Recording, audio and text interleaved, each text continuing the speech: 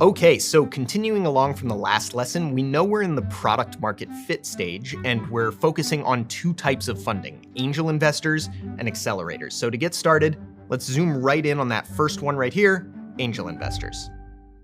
Angel investors are people with money who invest some of that money in early stage startups. Another way of saying this is, they're the first people not related to you in some way that believe in your dream enough to put some cash behind it. A lot of the time, angel investors have worked in a similar industry to yours or started companies before and made a lot of money doing it. But here's the thing, angels don't always invest alone. Sometimes they group their money together and create a pooled investment vehicle called a syndicate. This basically gives them access to bigger deals and opportunities that they probably wouldn't be able to access as individual people.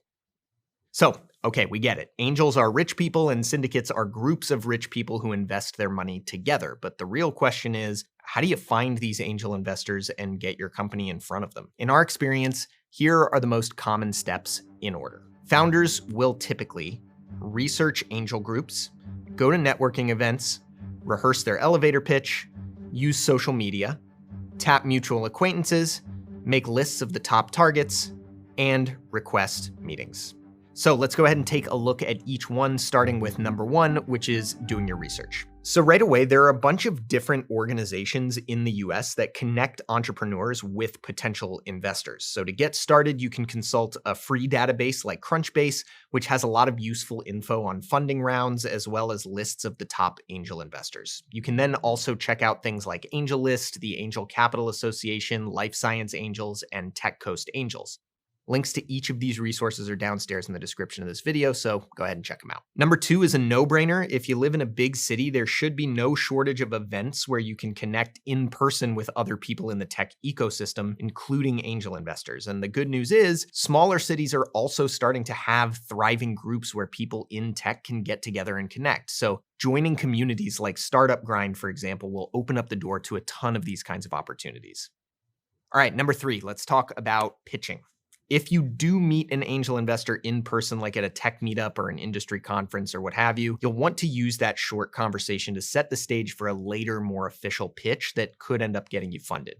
In other words, it's a really good idea to have a short verbal description of your company that hits all the key points an angel investor would be interested in hearing about. This is sometimes called an elevator pitch. Imagine being on an elevator ride with somebody and telling them about your company. You've basically got about a minute to get them interested before the elevator doors open back up. So, how does an elevator pitch typically look? Here's the kind of story structure that we see most often. You start with who you are, name of your company, and the problem that you're solving in the world. Then give a quick and precise description of how your solution fills an unmet need in the market. And of course, any special advantages that you have, a skilled founding team, a key early partnership or customer, etc. To be clear, in the elevator pitch, you don't want to be asking for funding yet. You're just networking, getting to know someone, and setting the stage for a bigger conversation later. If it all goes well, you can ask your new colleague if you can follow up with an email to schedule a longer meeting and talk some more. For number four, look, I know, but it's really true that social networks like LinkedIn and X, formerly Twitter, can be good places to connect with angel investors. If nothing else, you can use either platform to source lists of angels and engage with them if the opportunity comes up. For example, responding to their posts or congratulating them on professional successes, etc. And yes, it's true that your responses might get lost in the crowd, but if you do have CEO or founder next to your name in your bio, it still does carry a certain amount of weight. And as an early stage company, you want to use social media to your advantage, so make sure you do so. But hands down, the best kind of outreach is when another human being vouches for you in some kind of personal way. For example, let's say a friend of yours from college recently raised an angel round.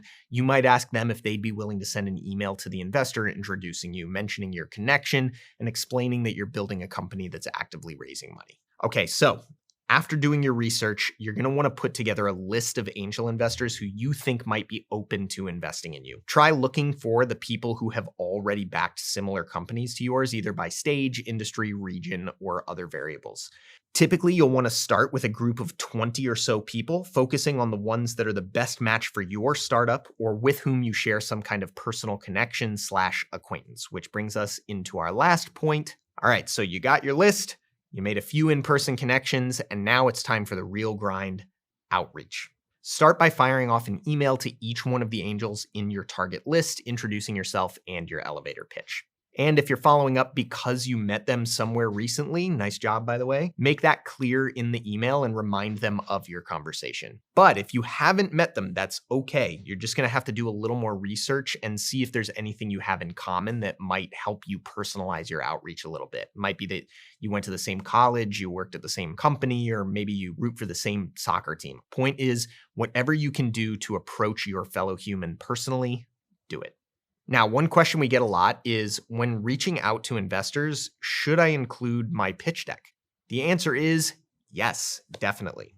Pitch decks are going to get a little more important when you have metrics to show and start raising money from venture capital firms. But if you have a deck at this point that lays out your company's vision and hopefully early successes, definitely include that in your outreach. It can never hurt. Oh, and by the way, I hope you like coffee or tea and at least having conversations in coffee shops, because that's typically the meeting spot for angel investors to talk with founders. At these meetings, you obviously want funding, but you also want the angel investor to get to know you and your company and offer out any advice that they have. Remember, a helpful angel investor with a background in the same industry you're building in is a godsend to an entrepreneur, especially if they're generous with their time and knowledge. So take advantage of it.